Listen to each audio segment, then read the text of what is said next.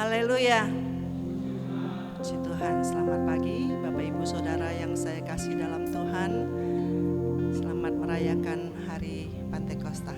Puji Tuhan, kiranya sukacita Roh Kudus memenuhi kita di dalam kita memuji dan membesarkan nama Tuhan. Mari sama-sama saya undang kita bangkit berdiri semuanya. Ku rasakan kasih-Mu Tuhan, ku rasakan kuasa-Mu Tuhan. Kita minta Tuhan curahkan kuasanya, mujizatnya. Amin.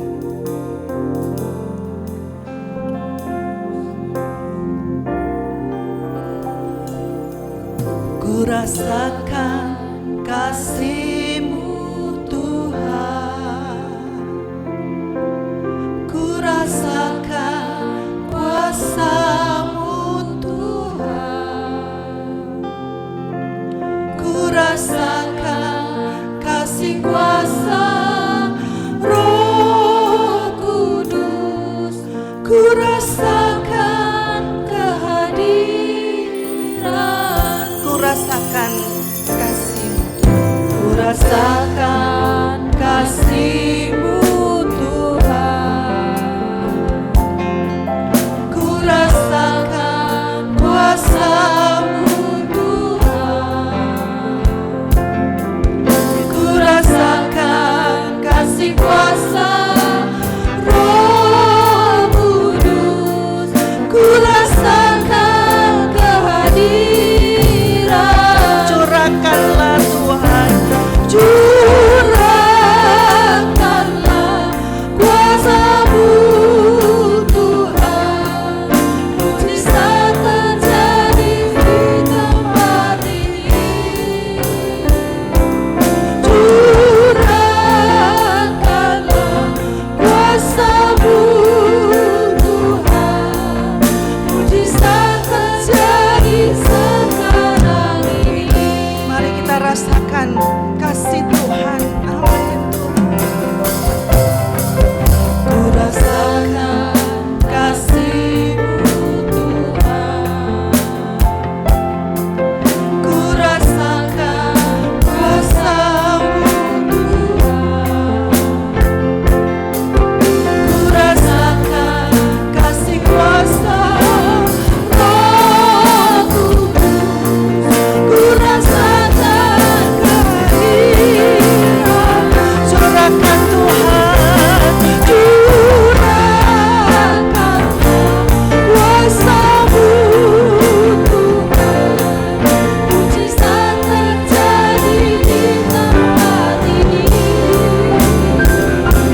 Curahkanlah kuasa-Mu Tuhan, mujizat terjadi sekarang ini. Kita ambil waktu sejenak. Kita mengizinkan Roh Kudus hadir. Roh Kudus berkarya. Roh Kudus menjamah setiap kita.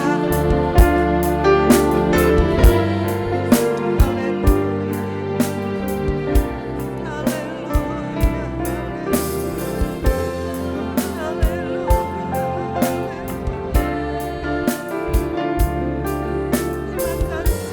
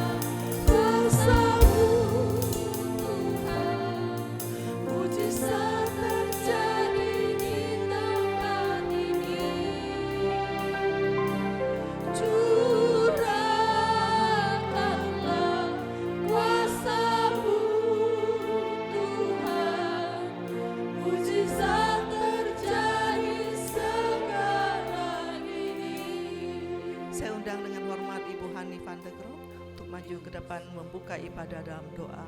Curahkanlah kuasa-Mu Tuhan, mujizat terjadi di tempat ini. Curahkanlah kuasa-Mu Tuhan, mujizat terjadi sekarang ini.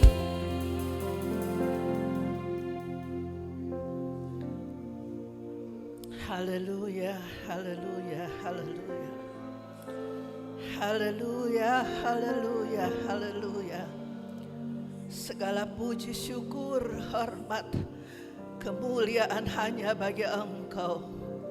Terima kasih Tuhan untuk pagi yang indah. Kami boleh lagi ada di dalam rumah Tuhan, karena kami rindu beribadah kepadamu Bapa. Kami rindu diberkati oleh Tuhan lewat ibadah pagi hari ini. Kami rindukan kuasa-Mu dicurahkan pagi hari ini. Apa yang terjadi 2000 tahun yang lalu, kami rindu merasakannya kembali ya Tuhan. Roh Kudus dicurahkan, Roh Kudus dicurahkan, memenuhi kami semua yang berkumpul pagi hari ini. Kiranya peristiwa kamar loteng Yerusalem akan terjadi pada pagi hari ini. Mujizat Allah terjadi pagi hari ini. Kami menikmati kuasa Pantekosta, kuasa Roh Kudus dicurahkan memenuhi hati kami, kehidupan kami. Kami rindukan Tuhan hadir-Mu di tengah ibadah kami. Kami rindukan lawatan-Mu pagi hari ini. Lawatan Roh Allah ada pada pagi hari ini. Sementara kami naikkan pujian kami dipenuhi oleh Roh Kudus. Haleluya, haleluya. Urapan Allah ada di atas hamba-hamba-Mu yang melayani pagi hari ini, baik song leader, singers, pemain musik, bahkan hamba-Mu yang akan memberitakan firman Allah. Kami boleh menikmati urapan Allah ada di atas kami semua juga Tuhan, sehingga ibadah pagi hari ini menjadi ibadah yang diberkati oleh Tuhan. Tak ada satupun yang akan kembali dengan kosong, tetapi kami penuh dengan roh, penuh dengan sukacita. Haleluya, terima kasih Tuhan, terima kasih Bapa. Kami mulaikan ibadah pagi hari ini dengan mengucap syukur di dalam nama Tuhan Yesus Kristus. Haleluya, amin. Kita tetap berdiri, kita mau terima janji Tuhan. Haleluya, siapa yang mau terima janji Tuhan, lambaikan tangan kita semuanya. Puji Tuhan, haleluya. Yeah.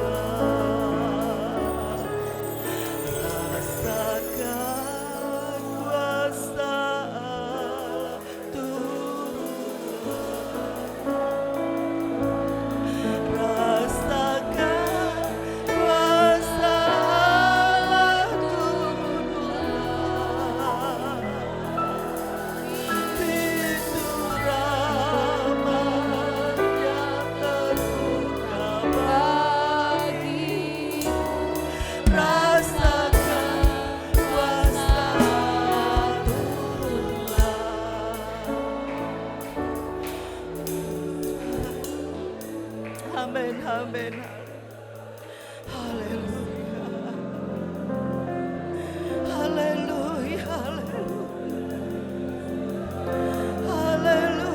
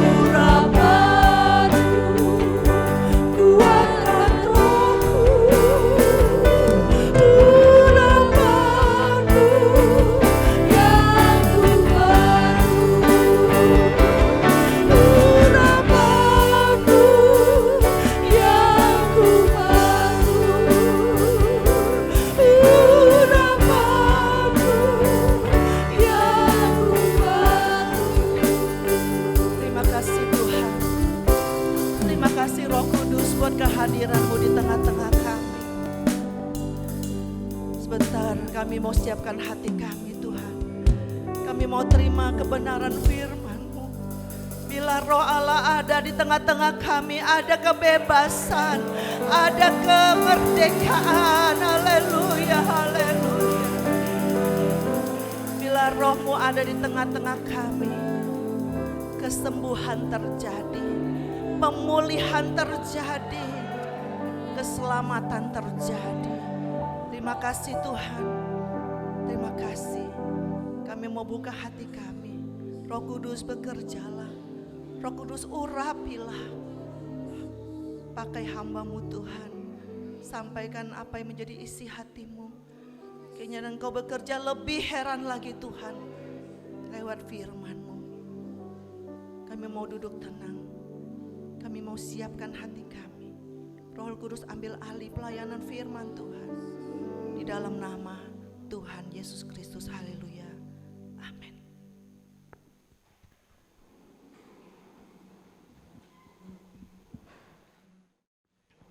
Puji Tuhan, selamat pagi, salam sejahtera dalam kasih Tuhan Yesus Kristus. Ya, puji Tuhan, selamat berulang tahun. Karena hari ini adalah ulang tahun gereja Tuhan, ya, lahirnya gereja Tuhan, satu peristiwa hari Pantekosta yang sangat indah, sangat luar biasa. Ya, baik. Mari kita akan melihat kebenaran firman Allah ke dalam kitab Kisah Rasul pasal 2. Kita akan perhatikan ayat 1 sampai 4. Sekali lagi Kisah Rasul pasal 2. Ayat pertama sampai ayat 4. Kita bersyukur bisa ada dalam hadirat Tuhan. Saya yakin teman-teman kita yang di luar kampus pun ada dalam hadirat Tuhan. Ya, puji Tuhan. Saya bacakan begini. Pentakosta atau Pantekosta. Ketika tiba hari Pentakosta, semua orang percaya berkumpul di satu tempat. Tiba-tiba turunlah dari langit suatu bunyi seperti tiupan angin keras yang memenuhi seluruh rumah di mana mereka duduk. Dan tampaklah kepada mereka lidah-lidah seperti nyala api yang bertebaran dan hinggap pada mereka masing-masing. Maka penuhlah mereka dengan Roh Kudus. Lalu mereka mulai berkata-kata dalam bahasa-bahasa lain seperti yang diberikan oleh Roh itu kepada mereka untuk mengatakannya. Ya, puji Tuhan. Hari Pantekosta atau Pentakosta adalah salah satu hari raya Yahudi di mana orang-orang Yahudi harus berkumpul di Yerusalem. Nah, kita tahu saudaraku ada 3 masa raya besar, yaitu Paskah, kemudian Pantekosta, dan selanjutnya Pondok Daun-daunan. Kalau Paskah itu bulan pertama, Pantekosta bulan ketiga, Pondok Daun-daunan bulan ketujuh. Dan di situ semua orang Yahudi yang bertebaran di mana-mana biasanya pulang, khususnya ke Yerusalem untuk mempersembahkan korban, untuk mengadakan hari raya. Ya, puji Tuhan. Nah, kita lihat masa raya ini ada 3 tadi, masing-masing juga untuk Paskah terbagi menjadi hari raya Paskah, kemudian hari raya roti tak beragi, dan hari raya buah sulung. Itu semuanya tergolong dalam Paskah bulan pertama. Pantekosta di bulan ketiga berdiri sendiri. Dan Pondok Daun-daunan bulan ke-7 juga terbagi jadi 3 masa raya. Yang pertama bunyi nafiri, kemudian hari raya pendamaian atau gafirat besar, dan puncaknya Pondok Daun-daunan itu. Ya, puji Tuhan. Baik, nah kita lihat sekarang saudara, itu sebabnya dalam Kisah Rasul pasal 2 ini, nanti kita lihat Yerusalem begitu penuh dengan orang-orang yang datang dari berbagai negara. Mereka itu orang-orang Yahudi yang telah bertebaran di mana-mana pada pulang ke Yerusalem. Nah, mereka membawa bahasa masing-masing saudaraku. Ya, puji Tuhan. Kalau kita perhatikan, itu sebabnya Tuhan Yesus sebelum naik ke sorga berpesan dan melarang murid-murid untuk apa? Jangan tinggalkan Yerusalem. Mungkin murid-murid ada yang berpikir begini, kenapa di kota yang rawan seperti ini? Ya, waktu lalu sudah kita dengar Yerusalem itu daerah atau saat itu adalah kota yang rawan. Rawannya kenapa? Karena murid-murid Tuhan Yesus sedang dikejar oleh agama Yahudi saat itu. Karena mereka itu menjadi saksi mata tentang kebangkitan Yesus, juga tentang kenaikan Yesus. Nah, orang-orang saat itu hendak memusnahkan saksi-saksi hidup. Maka mereka itu dikejar-kejar dan sebagainya, rawan. Tapi justru Tuhan Yesus berkata apa? Tunggu di Yerusalem. Rupanya sekarang kita baru tahu. Kenapa? Ketika nanti mereka penuh Roh Kudus dan berkata-kata dalam bahasa-bahasa lain yang tidak mereka mengerti, tapi dapat dimengerti orang-orang yang datang di kota itu. Nah, inilah maksud Tuhan yang belum diberitahu kepada murid-murid. Saudara, kalau begitu, banyak maksud Tuhan yang seringkali kita belum tahu. Untungnya murid-murid taat. Andai kata mereka lari ke puncak gunung kemana-kemana, sembunyi di rumah sahabat Tuhan Yesus di Betania. Mereka mungkin tidak akan jadi saksi seperti ini, saksi yang tertutup. Ketaatan membuahkan berkat. Amin. Nah, dengan hal itu mereka disaksikan oleh orang-orang dari berbagai negara yang nantinya akan pulang ke negara masing-masing. Dan orang-orang itu akan jadi saksi bahwa ada sesuatu terjadi, ada kelahiran gereja, begini-begini dan seterusnya. dan ada kegerakan di mana-mana saudaraku. Itu maksud Tuhan. Meskipun untuk taat seringkali sakit, tetapi ujungnya berkat. Berkat untuk siapa? Bukan untuk diri kita sendiri saja, tapi untuk banyak orang. Banyak orang diselamatkan, ya. Seperti Paulus dan Silas. Paulus dan Silas waktu di penjara dalam Kisah Rasul 16 di penjara Filipi, mereka terikat, dipasung. Ada gempa bumi, ikatan lepas, semuanya lepas, tawanan-tawanan lain pada lari mungkin. Tapi Paulus dan Silas bertahan. Mereka tunggu apa maksud Tuhan. Sebetulnya secara manusia lebih baik bagaimana? Lari. Tapi justru dengan mereka bertahan, kepala penjara, sekeluarga diselamatkan malam hari itu. Taat membuahkan berkat, saudaraku. Ya, puji Tuhan. Nah, hari yang ditunggu akhirnya tiba. Dan ketika hari Pantekosta tiba, para murid sudah siap. Mereka dipersiapkan. Disuruh menunggu berapa lama, saudaraku? Berapa lama? Tidak 10 hari. Waktu Tuhan Yesus naik ke surga hanya bilang, tunggu di Yerusalem. Jangan tinggalkan Yerusalem. Enggak tahu berapa lama. Nah, jadi penantian itu, saudaraku, untuk murid-murid berat, saudaraku. Kok kita dijanjikan 3 hari sih enak. Wah ya, santai nanti tinggal dekat-dekatnya, lebih sungguh-sungguh mungkin begitu. Tapi tiap hari perlu kesungguhan, perlu penantian, perlu kerinduan yang dalam. Dan ternyata untuk murid-murid Tuhan Yesus 10 hari. Maka kita lihat hari itu tiba, yang ditunggu itu tiba, dan murid-murid sudah siap. Saudara, kita nggak tahu kapan Tuhan kerja untuk kita pribadi, masing-masing pribadi. Sudah siap atau belum? Yang penting siap dulu, siap. Karena pekerjaan Tuhan seringkali tiba-tiba, ya. Nah, kita lihat nanti dalam pasal 2 kita lihat tiba-tiba, ya, tiba-tiba datanglah deru angin dan sebagainya, tiba-tiba. Waktu kita lihat ada pengumuman berapa bulan lalu untuk libur atau apa, itu tiba-tiba. Tiba-tiba. Waktu diumumkan mau penamatan berapa minggu lagi, tiba-tiba berubah.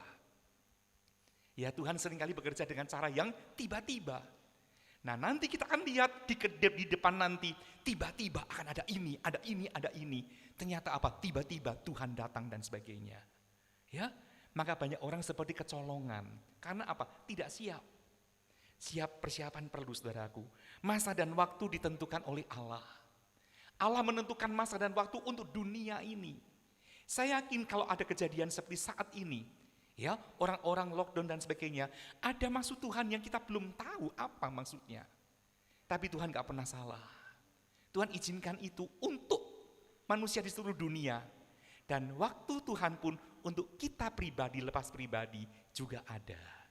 Waktu saya, waktu saudara sekalian ada di tangan Tuhan. Ya, berserah saja kepada Tuhan. Puji Tuhan. Kita maju ke slide ketiga.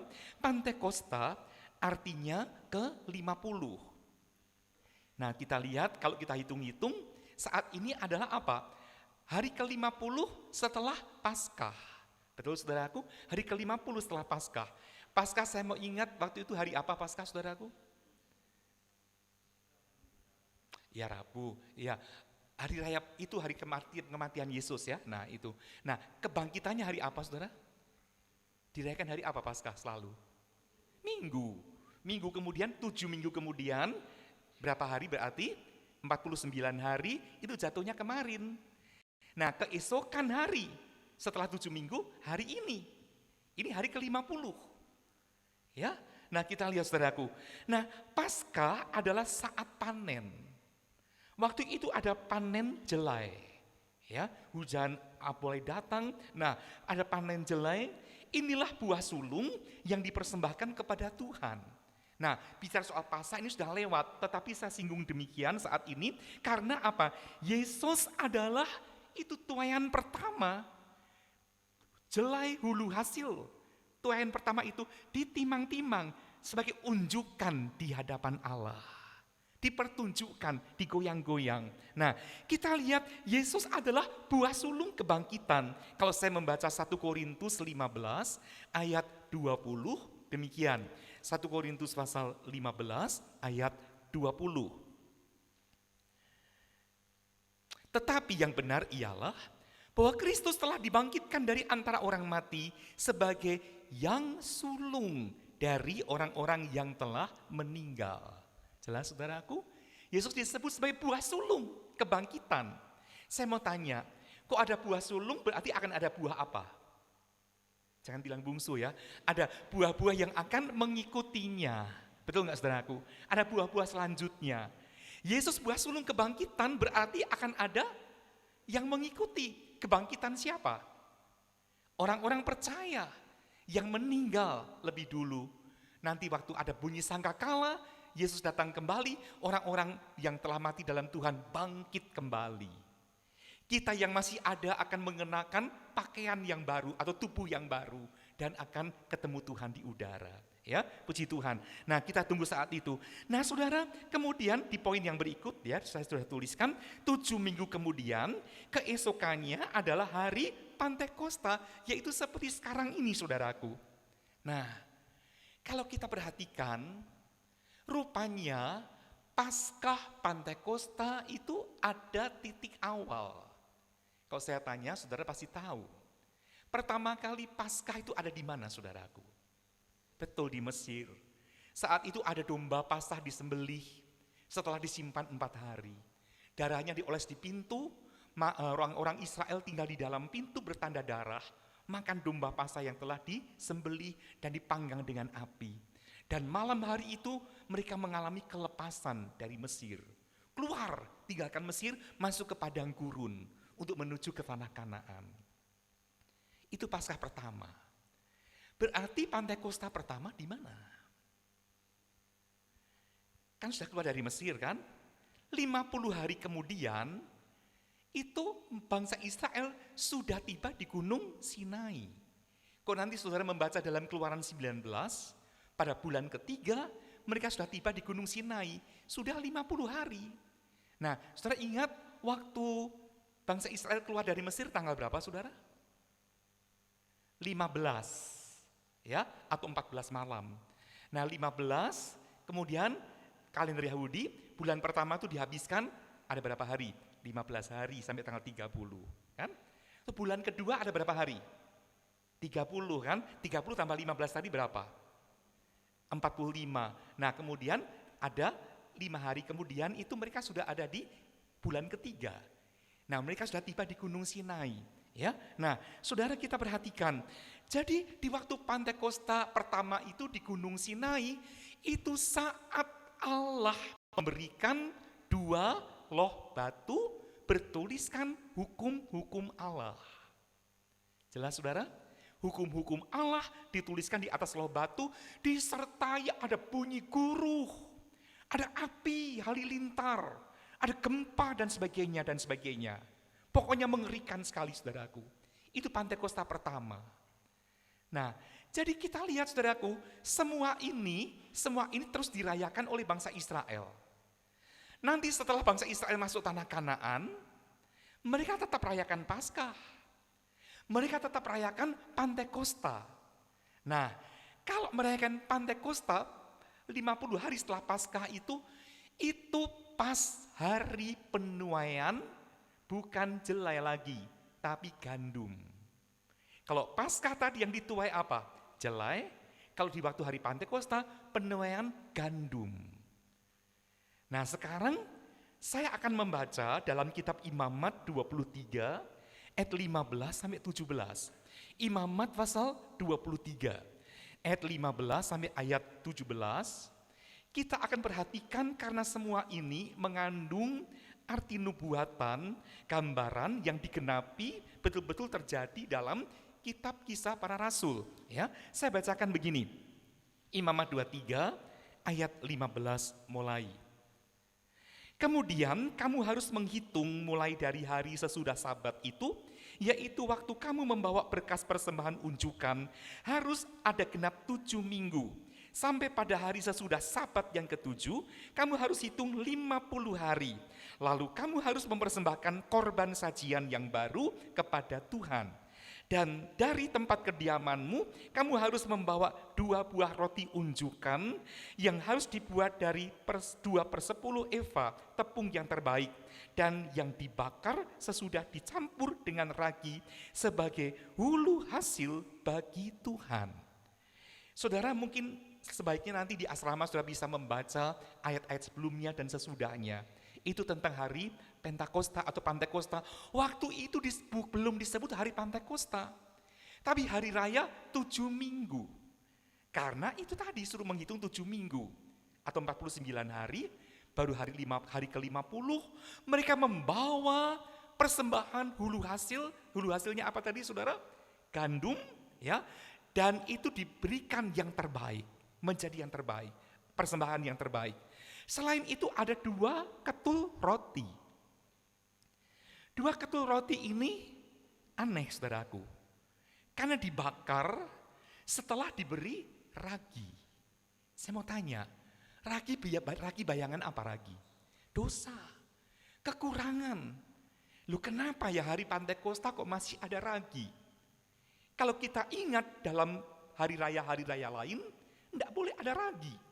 Dalam persembahan harian pun, korban bakaran atau korban sembelihan tak boleh ada ragi.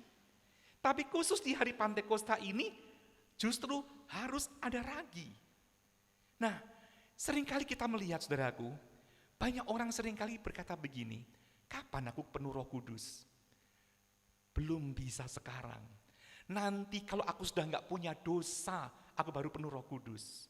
Kalau aku sudah sempurna, baru aku penuh Roh Kudus. Sehingga ketika teman-teman penuh Roh Kudus, kita jadi minder, pesimis. Karena apa? Merasa kurang, merasa belum lengkap dan sebagainya. Itu salah. Itu salah.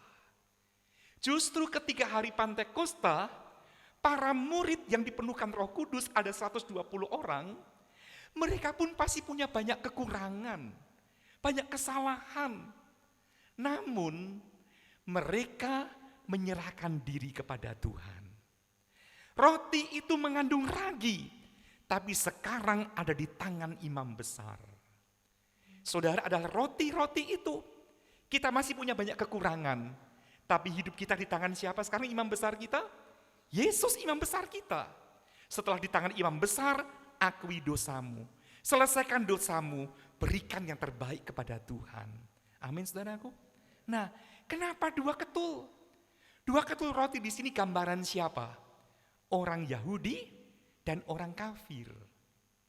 Sama-sama dipersembahkan oleh imam besar kita yaitu Yesus kepada Allah ditimang-timang menjadi roti unjukan. Dalam pandangan Tuhan tidak ada lagi Yahudi, tidak ada lagi kafir. Yahudi yang sebenarnya adalah apa? Israel yang sejati apa? Yang di hati. Jadi kita sekarang adalah Israel rohani, umat kepunyaan Allah. Amin saudaraku. Tidak ada lagi bangsa ini, semua diterima oleh Allah. Meskipun masih punya ragi, tetapi itu ditunjukkan kepada Allah Bapa.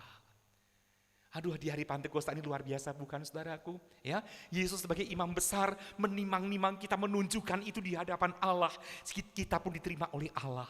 Waktu hari Pantekosta ada banyak bahasa.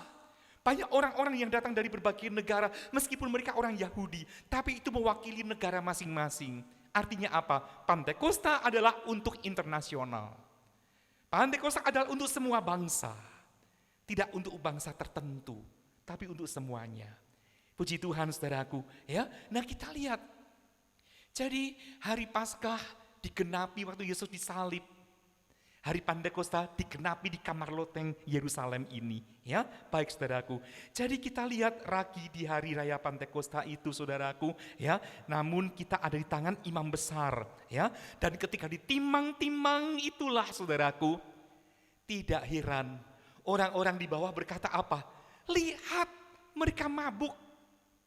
Jadi kira-kira jam seperti ini, saudara mulai ditimang-timang. Itu rasul-rasul itu mulai penuh Roh Kudus dan sebagainya, ya, ditimang-timang seolah-olah. Dan nanti Petrus khotbah berkata, ini baru jam 9. Mana mungkin kami mabuk? Berarti kalau orang mabuk jam berapa saudara? Nah, Pernah? Jadi ya tahu, malam, waktu malam. Ya, saya yakin kita bukan orang-orang malam, bukan orang-orang kegelapan lagi, tapi anak-anak terang semuanya. Amin.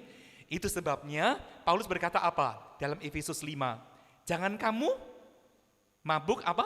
Anggur, tetapi hendaklah apa?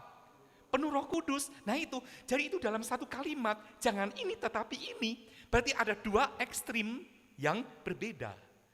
Dan gejalanya sama. Orang penuh Roh Kudus seringkali pertama kali seperti orang mabuk. Kayak digoyang-goyang seperti apa. Kadang-kadang lompat, kadang-kadang ini dan seterusnya. Itu pertama kali. Karena ketika Roh Allah bekerja, perlawanan mulai melawan, daging ini mungkin mau menolak dan sebagainya. Ya, tapi lama-lama Roh Kudus membentuk, makin lembut, makin halus, seperti bahasa yang keluar, saudaraku. Ya, puji Tuhan. Kita rindu pekerjaan Roh Kudus itu. Dengan kata lain di poin ini saudaraku, Roh Kudus adalah untuk semua. Jangan saudara merasa itu untuk teman-temanku, bukan untuk aku, itu salah. Sekarang tinggal kita, buka hati. Roh Kudus seperti air mengalir ke tempat yang rendah. Buka hati, rendah, tampung itu air Roh Kudus itu. Ya, sampai kita ditenggelamkan. Puji Tuhan saudaraku, saya maju lagi di slide yang kelima. Ketika Roh Kudus datang, ada manifestasi yang nampak. Yang pertama adalah ada bunyi tiupan angin keras. Ini enggak angin, bukan anginnya, tapi bunyi tiupan angin keras. Dalam Kisah Rasul 2 ayat 2, tadi sudah kita baca. Tiba-tiba datanglah bunyi deru angin yang keras. Tiba-tiba. Murid-murid yang sedang berkumpul di rumah itu enggak nyangka. Kok tiba-tiba ada hal ini? Saya yakin satu waktu saudara pun akan berkata, enggak nyangka. Tiba-tiba Roh Kudus datang memenuhi aku. Ya, nah seperti dikatakan kemarin-kemarin, Roh Kudus bisa memenuhi kita kapanpun dan dimanapun juga. Ya, sejak kecil saya rindu sekali penuh Roh Kudus. Saya waktu itu dalam ikut paduan suara kecil-kecil. Ya, saya termasuk paling kecil saat itu masih usia kelas 4 SD. Teman-teman saya, kakak saya sudah SMP dan sebagainya. Saat kami nyanyi di kebaktian umum, satu waktu ada hamba Tuhan yang datang mengadakan KKR.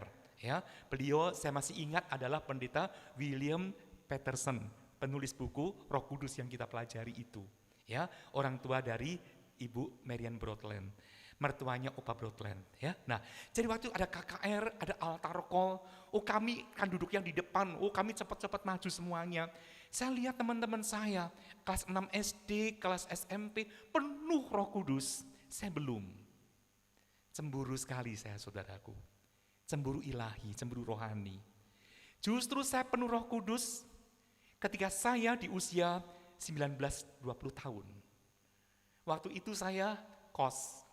Saya sedang studi sekolah, kos di rumah satu keluarga yang tidak sama dengan kita.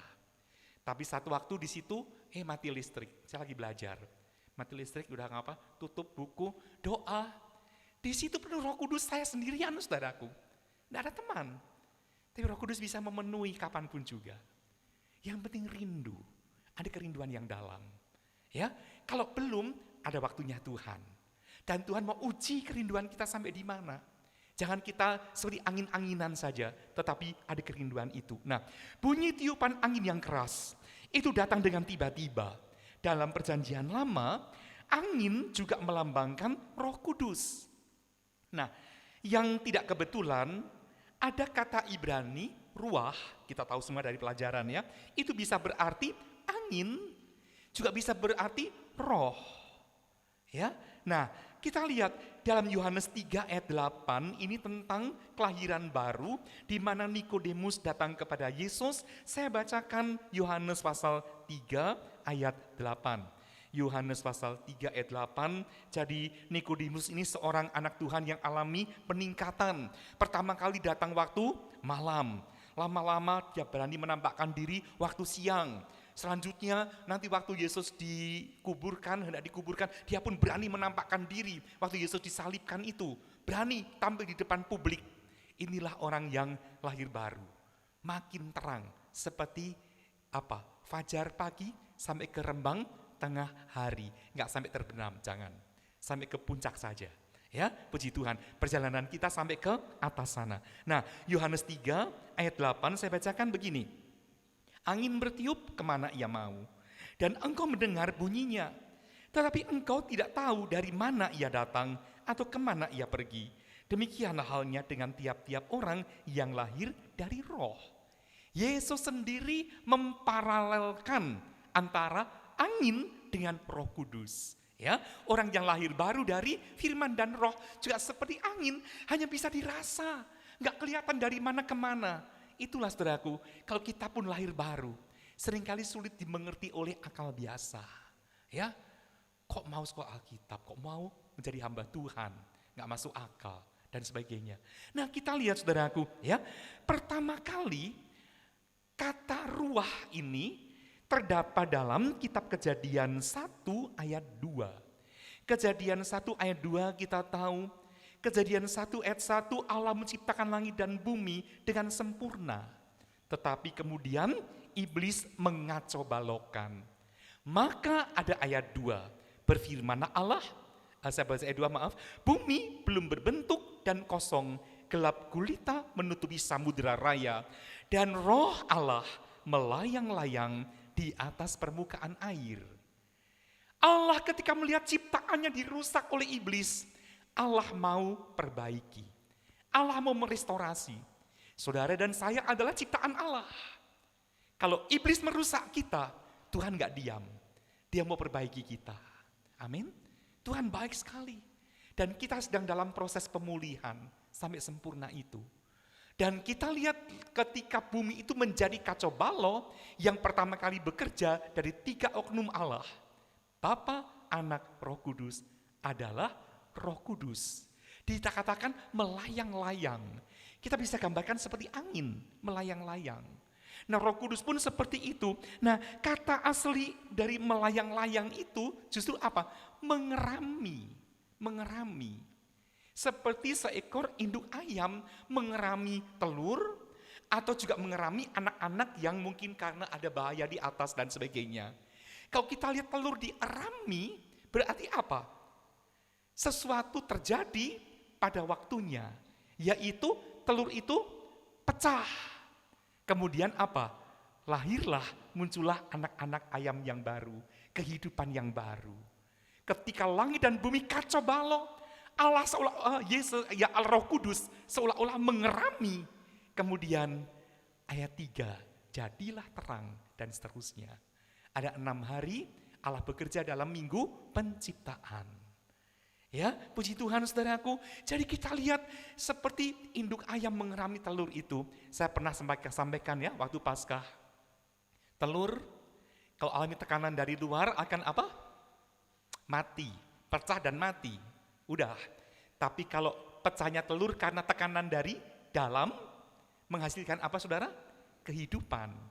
Jangan izinkan tekanan dari luar mematikan rohanimu. Ya, sampai Paulus berkata, apa aniayakah? Atau ini itukah? Tak satu pun bisa memisahkan aku dari kasih Kristus. Jangan izinkan intimidasi atau mungkin jangan izinkan fitnah atau apa merusak diri kita. Jangan. Tapi biar ledakan itu dari dalam.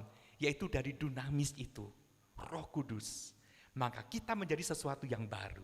Ya, puji Tuhan. Nah, menciptakan kehidupan baru, 2 Korintus 4 ayat 6 itu pun diucapkan oleh Paulus. Ya, Paulus juga mengutip dari kisah ini, kisah minggu penciptaan ini.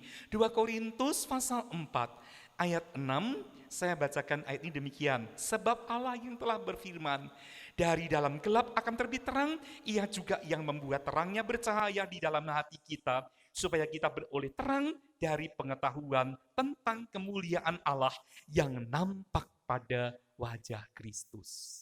Ya, jadi untuk kita pribadi pun terang itu terbit. Baik saudaraku, kita lihat Roh Kudus dalam slide yang keenam, apalagi pekerjaannya? Membangkitkan. Saya tak usah baca ayat-ayat yang terpampang di sini, ya cukup panjang nanti. Yeskiel 37 ayat 9 sampai 10 kita tahu. Yeskiel Disuruh Tuhan berkata apa? Hai anak manusia, bernubuatlah kepada nafas hidup. Dan nafas hidup akan masuk dalam itu, mayat-mayat itu. Mayat-mayat itu tadinya apa saudara? Tulang-tulang yang berserakan.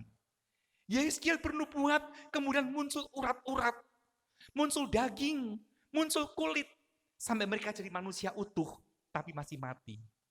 Dan untuk hidup, kali kedua Yeskiel disuruh bernubuat, panggil nafas hidup. Dan nafas hidup dalam bahasa Inggrisnya dituliskan wind, angin. Yang dalam bahasa Ibrani juga dituliskan ruah, roh. Jelas saudaraku? Dan ketika angin itu bertiup, maka mayat-mayat itu bangkit menjadi tentara yang menjejakkan kaki. Itulah angin. Sanggup menghidupkan. Kalau saat ini ada bagian diri kita yang mati, rohani yang mati, kasih, setia, semangat, dan sebagainya, angin Roh Kudus sanggup membangkitkan kembali. Puji Tuhan.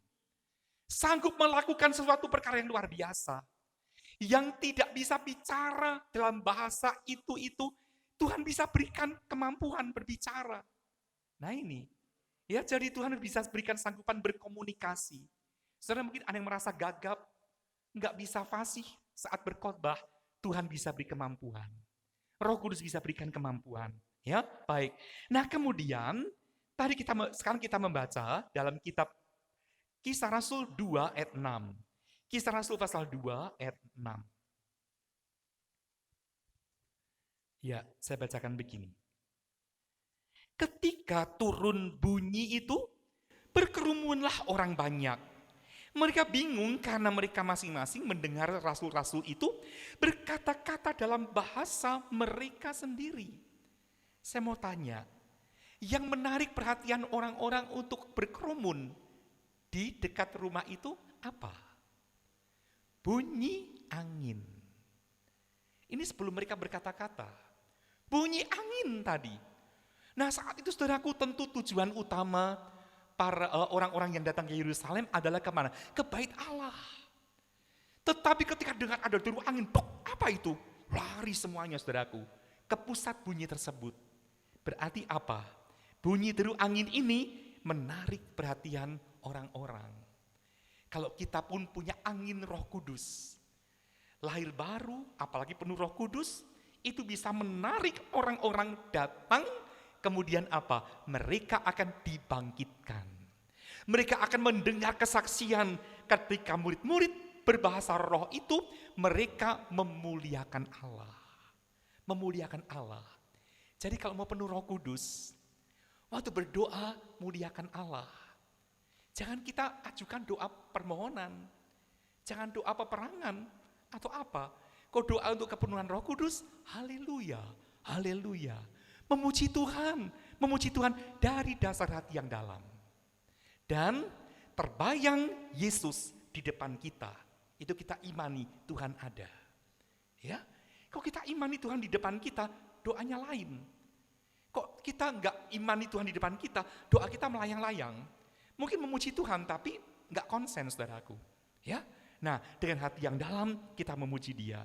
Puji Tuhan saudaraku. Jadi orang yang telah dibangkitkan, ada angin Roh Kudus, lahir baru akan menarik jiwa-jiwa. Contohnya saya tuliskan di situ, Lazarus. Dalam Injil Yohanes 12 kita ingat Yesus datang ke Betania dan Lazarus duduk makan bersama Yesus. Marta melayani, Maria mengambil minyak narwastu, menyika kaki Yesus. Itu sampai ayat 11 cerita itu. Ayat 12 dituliskan, waktu itu banyak orang datang hendak melihat apa? Lazarus yang baru dibangkitkan. Jadi kalau kita pun dibangkitkan oleh kuasa angin Roh Kudus, itu akan menarik banyak orang. Khotbah kita, kesaksian kita, nyanyian kita, apapun dia pun sederhana, menarik. Membuat banyak orang datang pada Tuhan. Kita nggak perlu yang muluk-muluk, cari yang muluk-muluk untuk menarik. Simple, yang dari Tuhan, yang bisa didaratkan.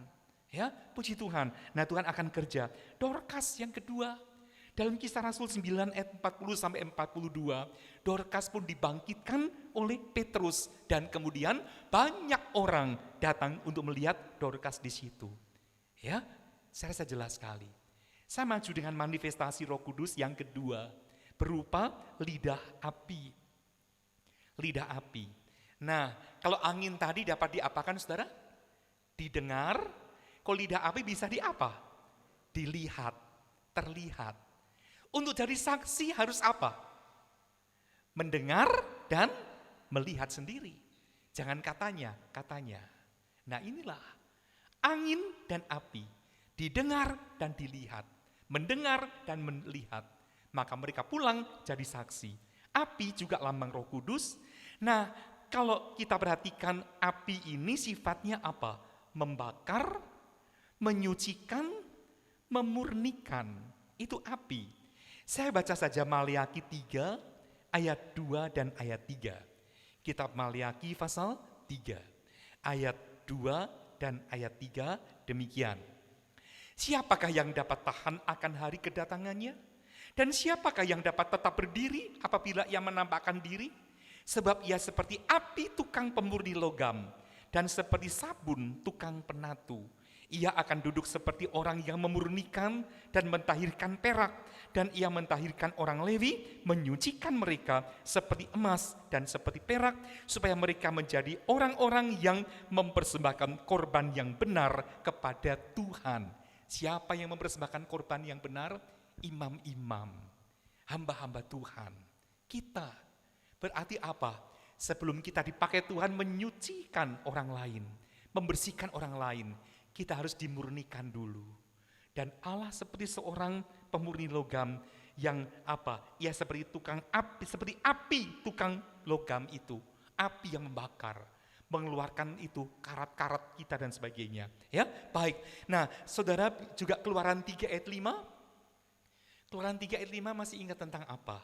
Panggilan Musa. Musa melihat belukar duri bernyala api, tapi tidak terbakar, tidak hangus. Itulah api Roh Kudus, saudaraku. Kok melingkupi kita, kita tidak akan habis. Justru kita disucikan, dibersihkan. Kok api-api lain yang membakar, api hawa nafsu, api ambisi dan sebagainya, itu menghabiskan kita. Bukan cuma menghabiskan uang, menghabiskan pikiran kita. Ya, kesehatan hilang gara-gara mikirin, kok aku nggak kepilih ya dan sebagainya. Nah itu saudaraku. Nggak usah ya kita mencari api-api yang lain, tapi api Roh Kudus. Nah, ketika belukar duri bernyala dengan api, itu nggak bisa dihilangkan dari ingatan Musa. Saudara cocokkan dengan ketika murid-murid penuh Roh Kudus, apa dulu yang datang? Api. Semula api itu satu, tapi kemudian menyebar ke hinggap di masing-masing murid. Jadi masing-masing murid itu sekarang ada api di atasnya, tapi mereka enggak kebakaran, saudaraku, enggak kebakar. Ya, belum lama kita berduka cita, ingat teman yang kebakar. Ya, sedih sekali, menyedihkan. Itu api yang ada di dunia ini. Tapi api Roh Kudus tidak membakar. Dan murid-murid saat itu di kamar loteng Yerusalem seperti belukar duri yang bernyala api. Benar saudaraku? Dan waktu di Keluaran 3, belukar duri bernyala api, itu menarik perhatian siapa? Musa datang menghampiri. Ada apa itu? Dan di situ Musa terima panggilan Tuhan. Kalau murid-murid di kamar loteng Yerusalem sekarang dihinggapi api, mereka pun seperti belukar duri, menarik perhatian banyak orang. Akhirnya 3.000 jiwa bertobat hari itu. Amin saudaraku. Saya yakin kuasa yang sama tetap ada sampai sekarang. Banyak orang yang masih dibelenggu dosa, dijajah iblis dan sebagainya. Mari kita disalut dengan api Roh Kudus akan menarik mereka datang pada Tuhan. Ya, nah saudara mereka juga seperti api lampu di kaki Dian, kaki pelita. Ya, kalau masih ingat kaki pelita, kalau dalam kitab Wahyu ada 7 pelita, masing-masing ada nyalanya. Nah murid-murid saat itu seperti itu kaki Dian itu, ya dalam kitab Wahyu 1 ada kaki Dian, ya yang menjadi peringatan Tuhan akan dipindahkan kalau engkau tidak bertobat, kalau tidak kembali ke kasih yang mula-mula, kaki Dian dipindahkan. Artinya apa? Urapan itu diangkat. Jangan sampai terjadi untuk gereja kita, jangan sampai terjadi untuk gereja kita di sini juga. Ya, nah sekali lagi lidah api itu menyucikan, memurnikan juga terdapat dalam Yesaya 6 ayat 5 sampai 8. Ya, dalam Yesaya 6 ayat 5 sampai 8, waktu itu Yesaya melihat ada serafim, malaikat bersayap yang berkata, kudus, kudus, kudus, mereka menyembah Allah. Dan ketika menyembah Allah, Yesaya berkata apa? Celaka aku orang yang najis bibir, aku orang yang tinggal di tengah-tengah bangsa yang najis bibir. Ketika ada puji-pujian kepada Allah, akan muncul kesadaran akan dosa. Amin saudaraku. Ya, ketika di tempat ini ada pujian kepada Tuhan, kita pun rasa ditempelak. Dan kemudian ada pengakuan dan mohon ampun. Apa yang terjadi? Salah satu serafim ambil bara api. Itu dilekatkan di mulut Yesaya, mewakili umat Yehuda agar dibersihkan oleh Tuhan, disucikan oleh Tuhan. Ya, puji Tuhan. Dan manifestasi yang ketiga adalah kita lihat mereka berbahasa roh. Dalam Kisah Rasul 2 ayat 4, ya, Kisah Rasul pasal 2 ayat 4, saya baca ulang ayat ini demikian. Maka penuhlah mereka dengan Roh Kudus, lalu mereka mulai berkata-kata dalam bahasa-bahasa lain, seperti yang diberikan oleh Roh itu kepada mereka untuk mengatakannya. Jadi 120 murid itu enggak tahu Roh Kudus dikasih apa, memberikan dia bahasa ini, kamu bahasa ini, bahasa ini. Mereka ucapkan. Kayaknya ribut, saudaraku, ribut. Tapi yang heran, dimengerti oleh orang-orang yang di bawah. Dia ngomong itu dalam bahasaku. Dan mungkin yang tetangga-tetangga berkata, loh iya, isinya apa? Memuliakan Allah, sama isinya. Lain-lain bahasanya, tapi isinya sama, memuliakan Allah. Nah, saudaraku, kita lihat inilah manifestasi Roh Kudus. Ketika berbahasa roh itu, timbul satu kesan, ada persatuan. Ada persatuan. Memang Roh Kudus itu mempersatukan, saudaraku. Mungkin kita nggak tahu bahasanya apa, tapi spirit roh ini rasa satu. Saya dan saudara pun rasa satu. Karena apa? Kita sama-sama dalam satu urapan itu. Ya, meskipun bahasa rohnya beda-beda, tapi satu. Ingat, jangan kita kejar bahasanya. Kuasanya dulu. Penuh dulu. Baru ada manifestasi penuh berbahasa roh itu.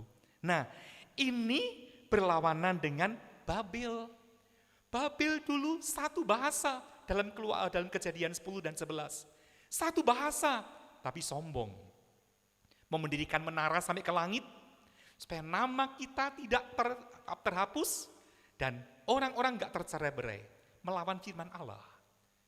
Firman Allah padahal berkata apa? Penuhi seluruh bumi. 2 kali disebutkan. Pertama kepada Adam, dan yang kedua kepada siapa? Nuh.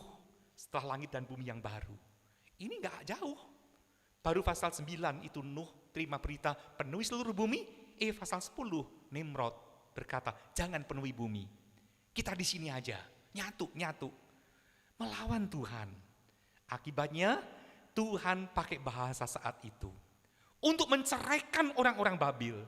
Tapi di Pantekosta Tuhan juga pakai bahasa bukan untuk mencerai-beraikan, mempersatukan mereka, mendengar berita dari Allah. Amin. Tapi setelah itu murid-murid pun siap dicerai-beraikan kemana-mana, diutus menjadi saksi Kristus, saudaraku. Ya, puji Tuhan. Bersatu karena panggilan, berpisah karena pelayanan. Ya, mereka melayani di mana-mana, tersebar semuanya. Puji Tuhan, saudaraku. Nah, kita lihat sekarang, saudara, kalau kita perhatikan bahasa roh saat itu bisa dimengerti, berarti apa? Roh Kudus memberi kemampuan kepada murid-murid untuk berkomunikasi. Kalau saudara nanti menyerah sekolah, mungkin ada yang takut, aduh kalau nanti aku dipraktekkan ke sana gimana ya? Suruh praktek di Jawa, aku gak bisa ngomong Jawa. Kalau di sini aku diomongin pakai bahasa Jawa gak tahu apa-apa. Makanan Jawa di sini aku gak suka semuanya.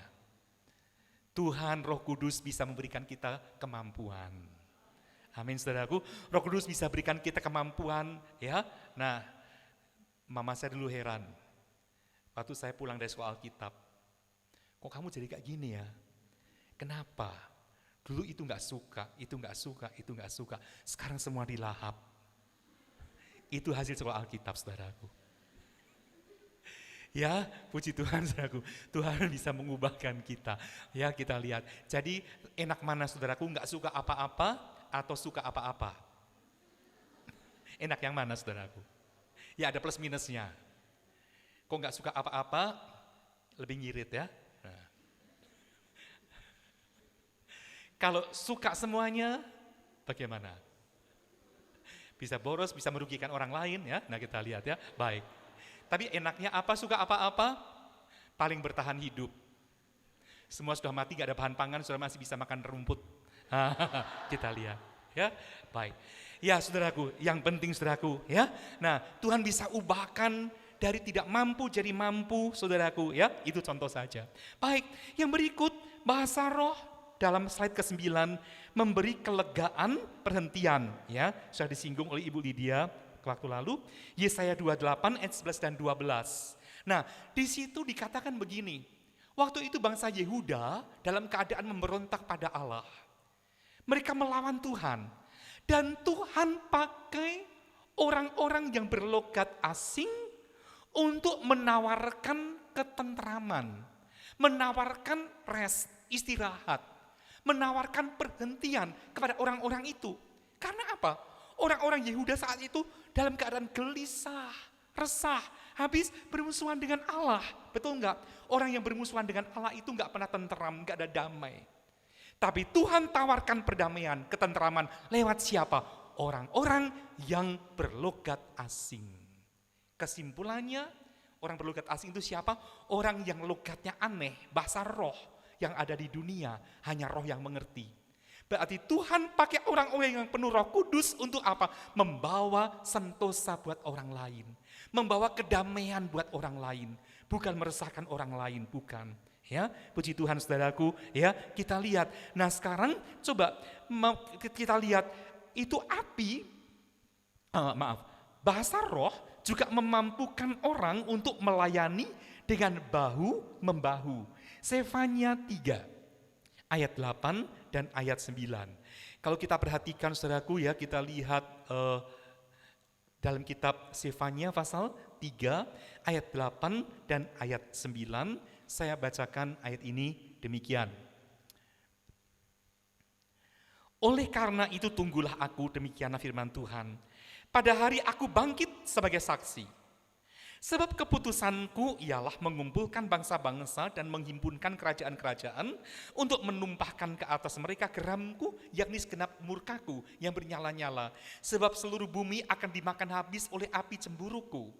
Tetapi sesudah itu aku akan memberikan bibir lain kepada bangsa-bangsa, yakni bibir yang bersih, supaya sekaliannya mereka memanggil nama Tuhan, beribadah kepadanya dengan bahu-membahu.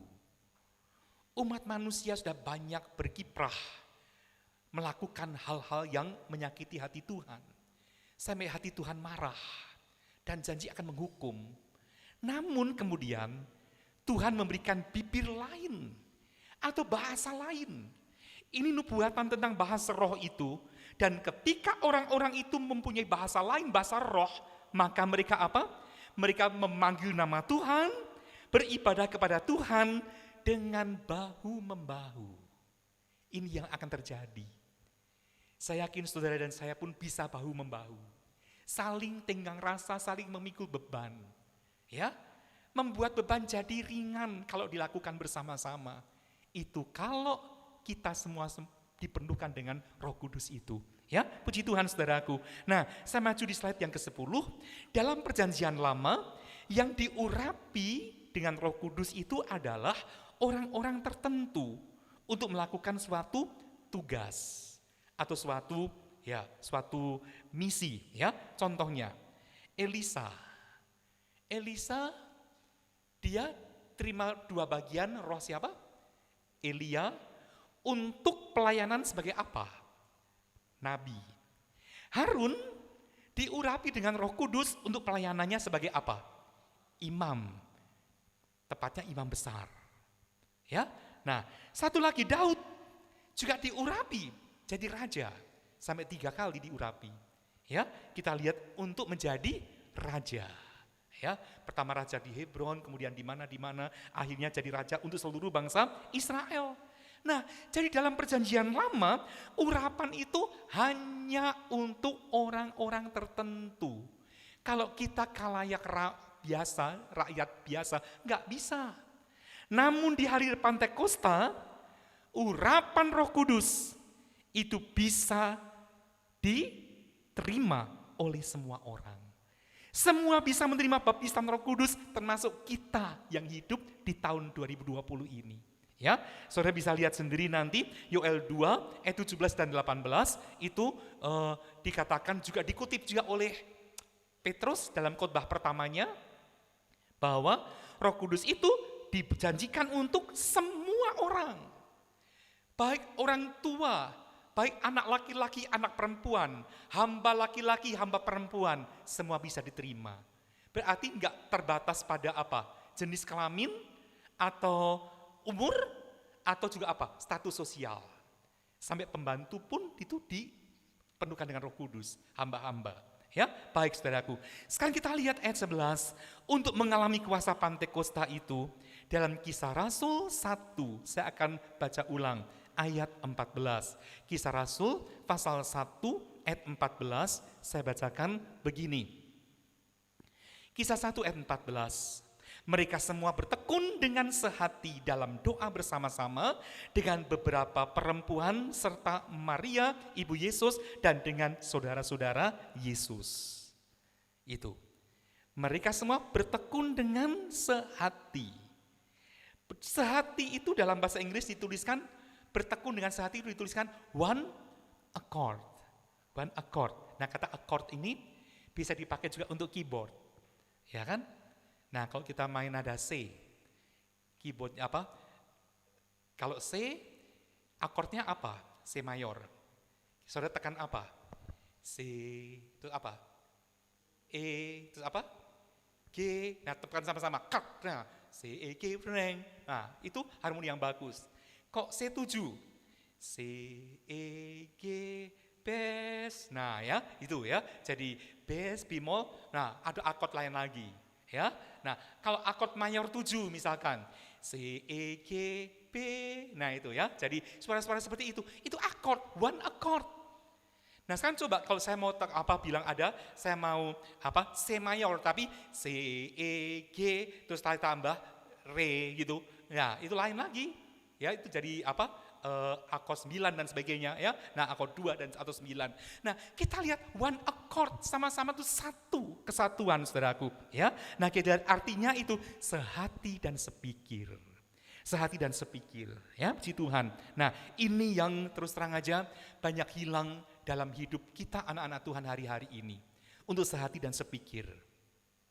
Saudara, kita lihat sekarang dalam slide ke-12, gereja mula-mula sehati dan sepikir dalam beberapa hal. Ini sebagai akhir dari firman Tuhan pagi hari ini ya.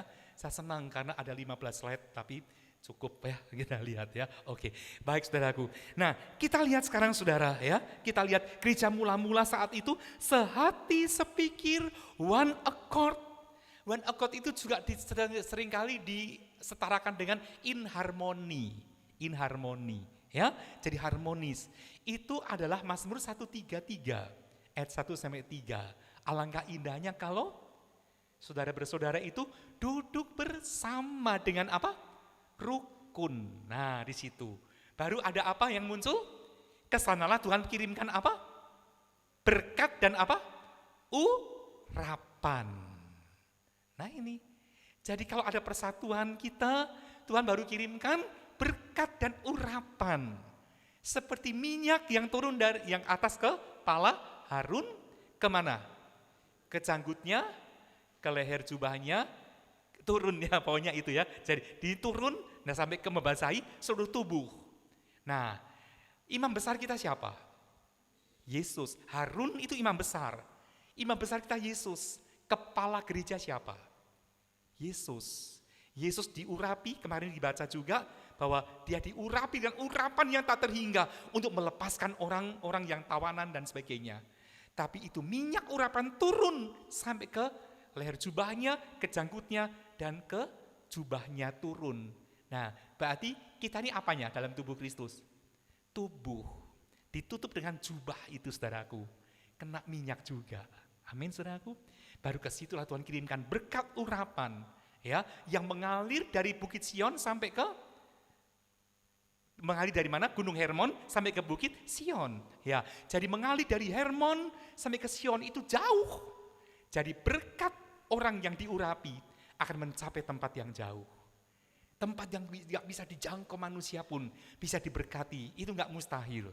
Ya, Tuhan punya cara kerja. Baik, nah sekarang kita lihat gereja mula-mula sehati dan sepikir satu dalam beberapa hal. Saya mencatat 4 hal saja. Yang pertama, Kisah 1 ayat 4 dan 5. Kisah 1 ayat 4 dan 5 saya bacakan. Pada suatu hari, ketika ia makan bersama-sama dengan mereka, ia melarang mereka meninggalkan Yerusalem dan menyuruh mereka tinggal di situ menantikan janji Bapa. Yang demikian katanya, telah kamu dengar daripadaku, sebab Yohanes membaptis dengan api, tetapi tidak lama lagi kamu akan dibaptis dengan Roh Kudus. Jadi satu dalam maksud dan tujuan. Ini, gereja mula-mula itu satu dalam maksud dan tujuan. Tujuannya apa? Menantikan janji Bapa. Nah, kalau kita kaitkan dengan kehidupan kita saat ini, Filipi 1 ayat 27. Kita Filipi pasal 1 ayat 27 demikian. Hanya hendaklah hidupmu berpadanan dengan Injil Kristus, supaya apabila aku datang aku melihat, dan apabila aku tidak datang aku mendengar, bahwa kamu teguh berdiri dalam satu roh, dan sehati sejiwa berjuang untuk iman yang timbul dari berita Injil. Satu hati, satu jiwa, satu roh memperjuangkan apa saudara? Iman kita. Ya, puji Tuhan. Nah saudara, jadi kita lihat kata sehati, sejiwa ini seringkali dipakai untuk kelompok atlet. Misalkan kejuaraan Thomas Cup atau Piala Sudirman. Ada satu single putra, satu single putri, kemudian ada apa lagi? Satu ganda putra, satu ganda putri, satu lagi ganda campuran, satu tim. Nah, saat itu perkejuaraan Piala Sudirman lain dengan kejuaraan perorangan. Kok perorangan bagaimana? Oh, aku harus nomor 1, temanku pun tak lihat taktiknya apa, aku kalahkan. Tapi ketika tim, maka apa? Kita enggak tega kalau teman kita kalah dari lawan. Kita berikan support, berikan dukungan, berikan masukan ini gini dan sebagainya. Nah itulah satu tim olahraga ya. Kita pun satu tim dalam pekerjaan Tuhan. Nah dalam 1 Korintus 12 kita semua memang berbeda-beda fungsi. Ada 9 karunia dalam kisah 1 Korintus pasal 12. Tapi itu semua dari siapa? Satu roh, yaitu Roh Kudus. Jelas saudaraku? Penuh Roh Kudus dulu, baru nanti Roh Kudus akan tampilkan saudara dengan karunia yang Tuhan kehendaki. Ya, tapi kita semua punya satu goal. Ya, kita lihat di situ 1 Korintus 10 ayat 31. Saya bacakan 1 Korintus 10 ayat 31 demikian. Aku menjawab, jika engkau makan atau jika engkau minum atau jika engkau melakukan sesuatu yang lain, lakukanlah semuanya itu untuk apa? Satu goal, kemuliaan Allah. Kemuliaan Allah. Nanti saudara keluar dari sini berapa tahun kemudian mendirikan gereja, menggembalakan jemaat. Ingat, kita tidak berlomba jemaatmu berapa sekarang. Oh, kamu tidak diberkati itu. Jangan. Semua untuk kemuliaan Allah. Ya, puji Tuhan. Yang kedua, gereja mula-mula juga sehati dan sepikir dalam apa?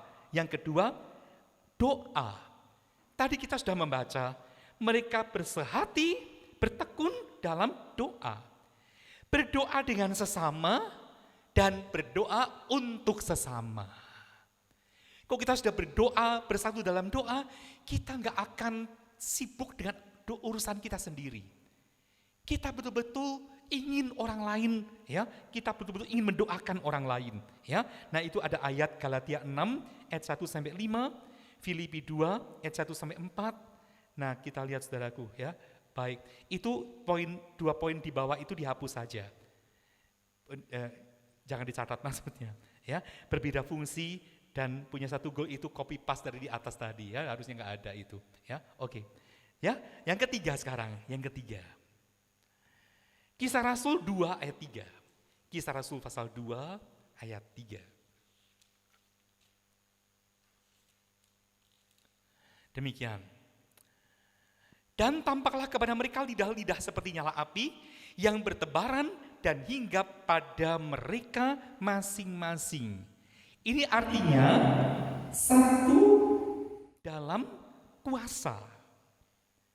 Ya, sampai ayat 4a dikatakan, maka penuhlah mereka dengan Roh Kudus, lalu mereka mulai berkata-kata dalam bahasa-bahasa lain. Mereka satu dalam kuasa.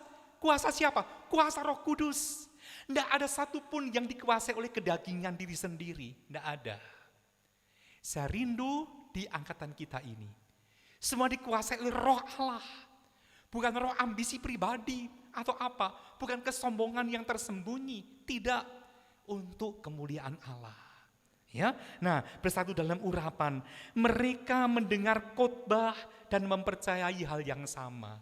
Itu kehidupan gereja mula-mula. Ya, nah kita lihat, kalau waktu Yesus masih di muka bumi, isi khotbahnya apa? Bertobatlah, kerajaan Allah sudah dekat. Itu yang dia sampaikan di mana-mana. Ya, orang-orang nggak bosan dengar. Nah, tentu kita mau dengar yang lain-lain juga. Ya, nah, jadi kita perhatikan, ya, Kisah Rasul 2 ayat 41 sampai 44. Saya bacakan Kisah 2 ayat 41 sampai 44a. Mereka memikul beban yang sama. Orang-orang yang menerima perkataannya itu memberi diri dibaptis, dan pada hari itu juga jumlah mereka bertambah-tambah kira-kira 3.000 jiwa. Mereka bertekun dalam pengajaran rasul-rasul dan dalam persekutuan, dan mereka selalu berkumpul untuk memecahkan roti dan berdoa.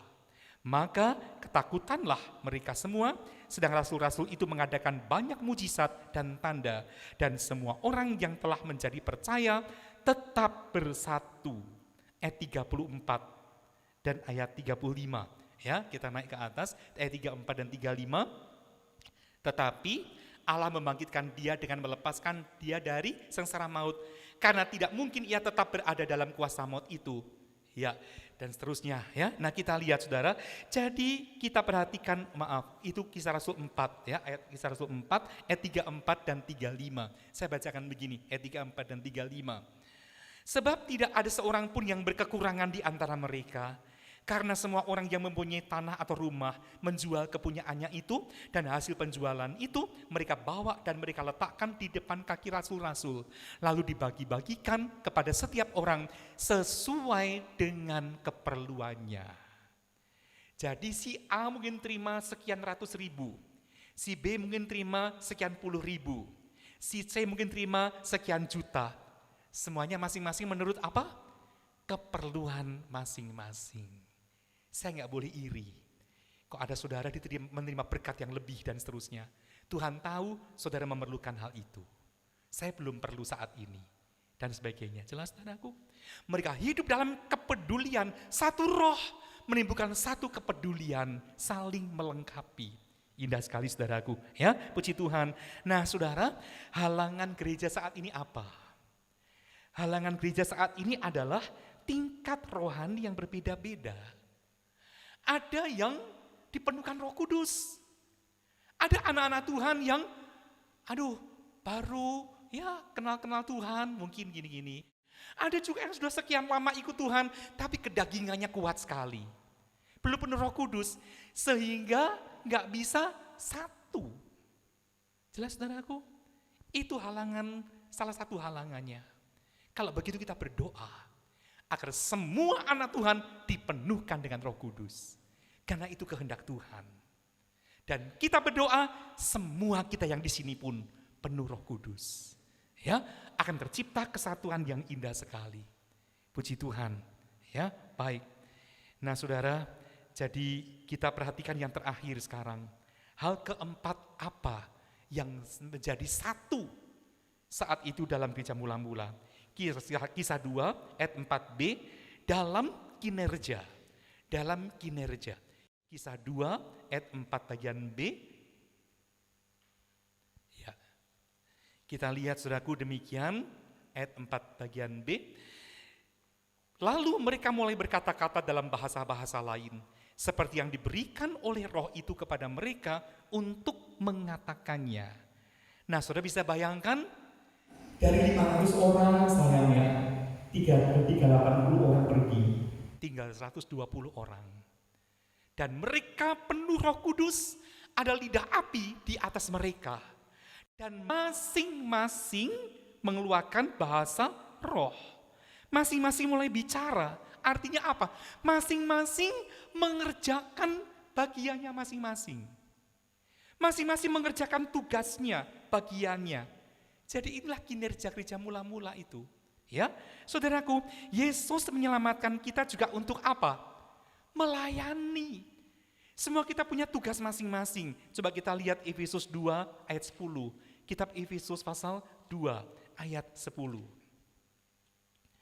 Saya bacakan ayat ini demikian, kitab Efesus 2 ayat 10, karena kita ini buatan Allah, diciptakan dalam Kristus Yesus untuk melakukan pekerjaan baik yang dipersiapkan Allah sebelumnya. Ia mau supaya kita hidup di dalamnya. Nya itu apanya? Di sini nya ini bukan huruf besar, tidak menunjuk pada Tuhan, tapi nya itu perbuatan baik. Dia telah siapkan perbuatan baik untuk kita sebelumnya. Dan Tuhan ingin kita hidup di dalamnya. Dalam perbuatan baik itu. Tunjukkan kinerja kita sebagai apa? Pelayan Tuhan. Saya yakin tidak ada yang nganggur di sini. Semua melayani. Sampai nanti keluar pun tetap kita dalam status sebagai pelayan Tuhan. Ya, jadi tidak ada tugas kecil yang tidak berharga. Saudara mungkin diberi tugas kecil, itu berharga di mata Tuhan. Saudara mungkin ditugas dalam tanda kutip cuma jadi tim doa. Aduh gak kelihatan, itu berharga. Saudara punya tubuh, yang paling berharga apa? Saya mau tanya, kulit saudara? Atau apa lagi? Jantung yang di dalam, paru-paru dan sebagainya. Justru yang tidak kelihatan itu yang memfungsikan tubuh kita. Yang tidak kelihatan itu penting saudaraku. Ya, mari jadi dalam Tuhan pekerjaan apapun itu penting semuanya asal dikerjakan bersama-sama. Pertanyaannya, sudahkah engkau mengerjakan bagianmu? Mari kerjakan dengan baik. Ya, dan yang saya tekankan sekali lagi, Tuhan cinta kita. Tuhan cinta saudara dan saya. Di hati Tuhan itu ingin sekali pagi ini saudara dipenuhkan Roh Kudus. Itu kerinduan Tuhan. Ya, jadi kalau kita sebentar berdoa, datang pada Tuhan dengan kesungguhan hati. Terserah. Saudara mau duduk, mau berdiri, berlutut. Kita akan ambil waktu sejenak untuk menyembah Tuhan.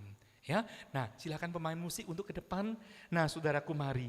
Tuhan cinta kita, Roh Kudus itu untuk kita, akan menghibur kita, menguatkan kita, menuntun kita kepada segala kebenaran, menginsyafkan kita dan sebagainya. Puji Tuhan. Berkaryalah Roh Kudus di sini. Berkaryalah dengan kuasa-Mu. Berkaryalah Roh Kudus di sini. Berkaryalah dengan kuasa-Mu. Jamalah kami, jamalah setiap hati, ubahlah kami jadi baru. Berkaryalah Roh Kudus di sini. Berkaryalah dengan kuasa-Mu. Berkaryalah Roh Kudus di sini.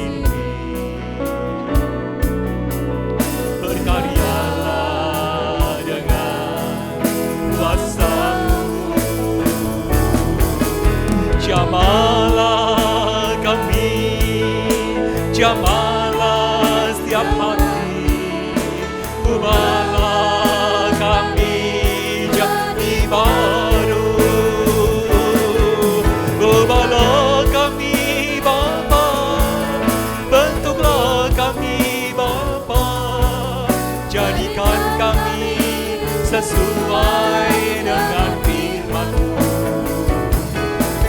Ubahlah kami Bapa, bentuklah kami Bapa, jadikan kami sama seperti. Ubahlah kami Tuhan, ubahlah kami Bapa, bentuklah kami Bapa, jadikan kami sesuai dengan firman-Mu. Ubahlah kami Bapa, bentuklah kami Bapa. Haleluya, ubah kami Bapa, ubahlah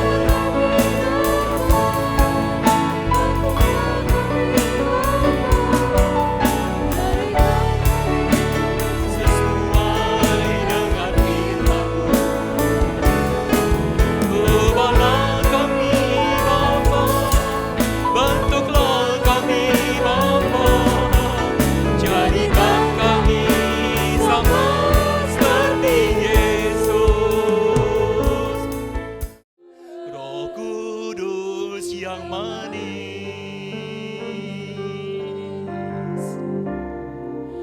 datang ke atasku. Roh Kudus yang manis, datang ke atasku. Datang penuhiku, datang urapiku,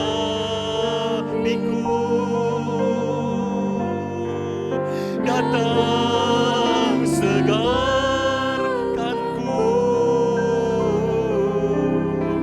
Roh Kudus yang manis, datang penuhiku,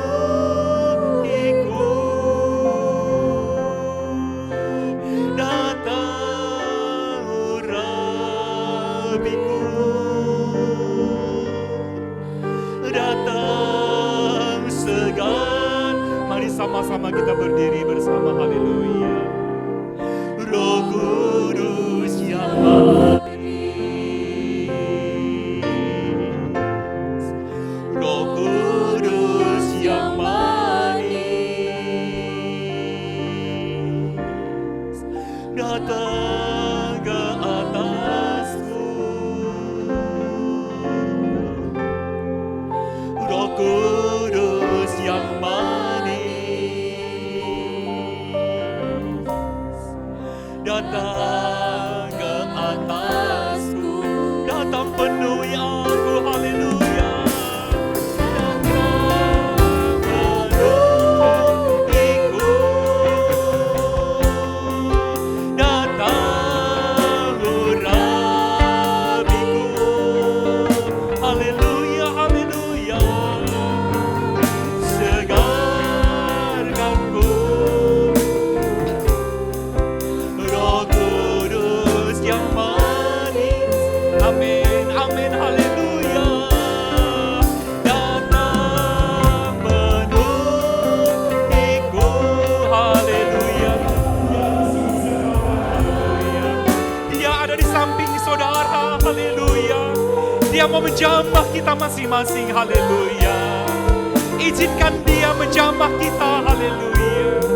Haleluya, haleluya.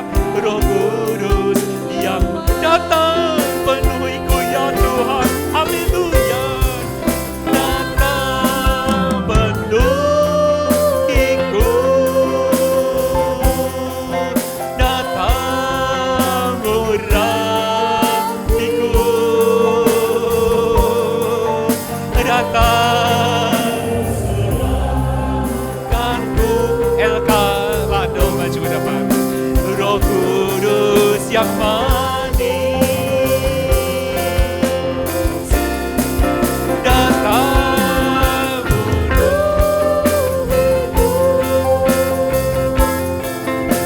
datang urapiku. Haleluya. Datang segarku,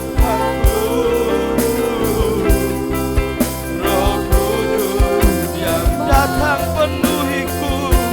Haleluya. Datang. Haleluya.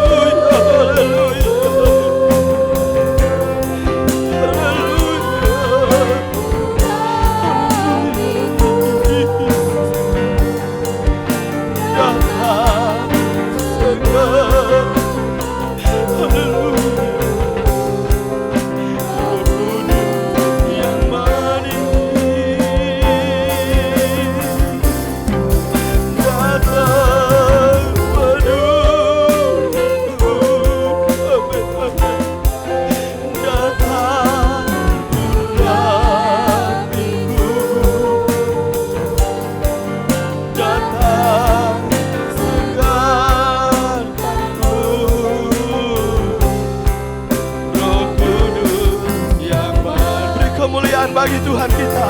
Haleluya. Haleluya. Haleluya. Haleluya. Haleluya. Haleluya. Terima kasih Tuhan.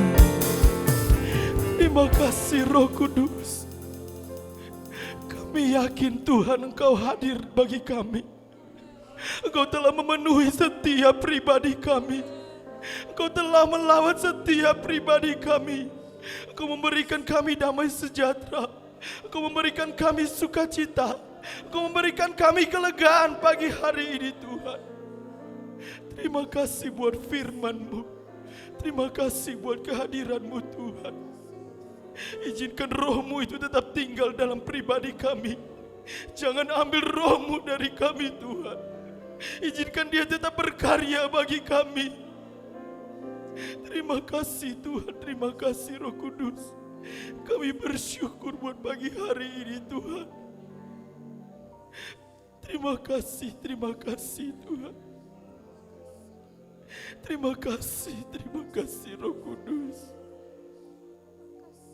Terima kasih Tuhan, terima kasih Roh Kudus. Terima kasih, terpujilah nama-Mu Tuhan. Terima kasih Tuhan.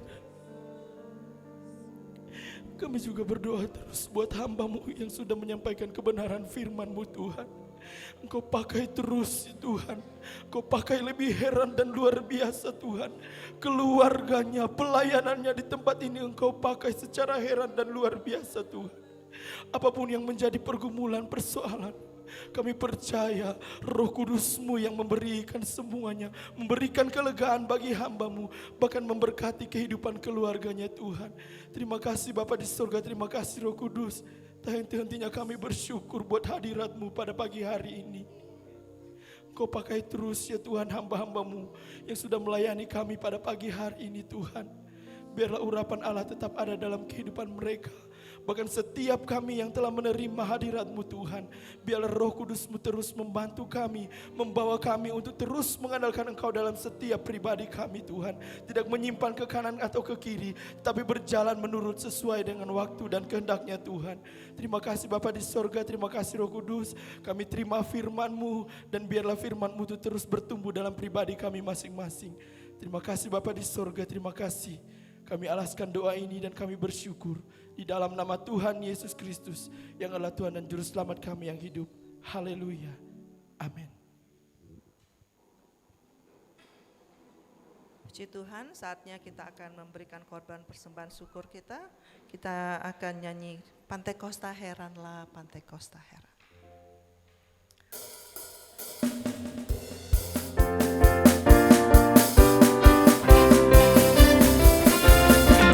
Pantekosta heranlah, Pantekosta heranlah, ya api Pantekosta heranlah. Kegirakan datang oleh api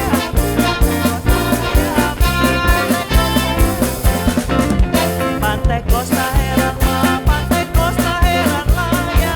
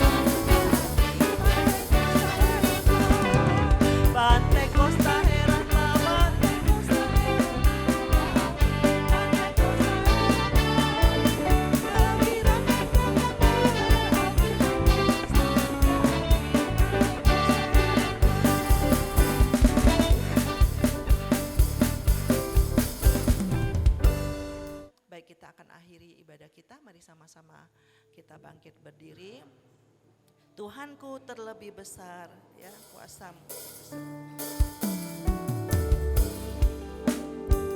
Kuasa-Mu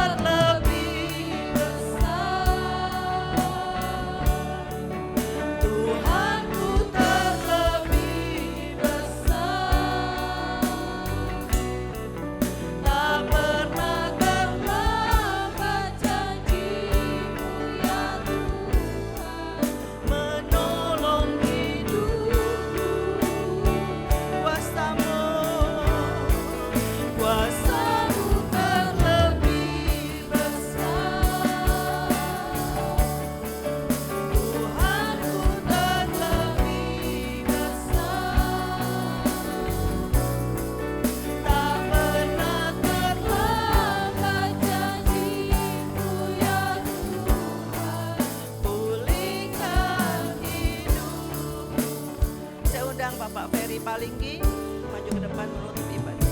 Kuasa-Mu terlebih besar,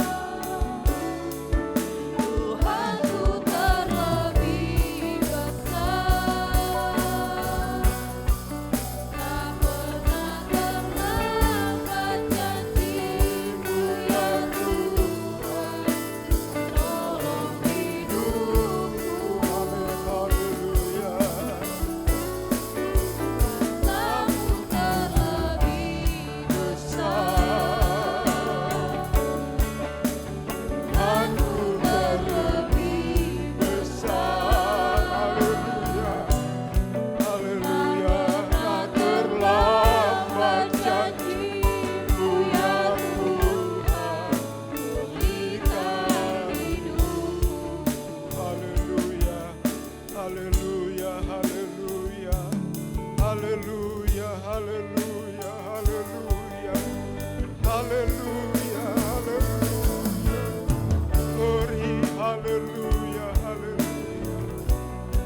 Bapa di surga, Bapa di dalam nama Tuhan Yesus, hari ini hati kami penuh ucapan syukur kepada Tuhan buat kebaikan Tuhan yang kami alami di dalam kehidupan kami.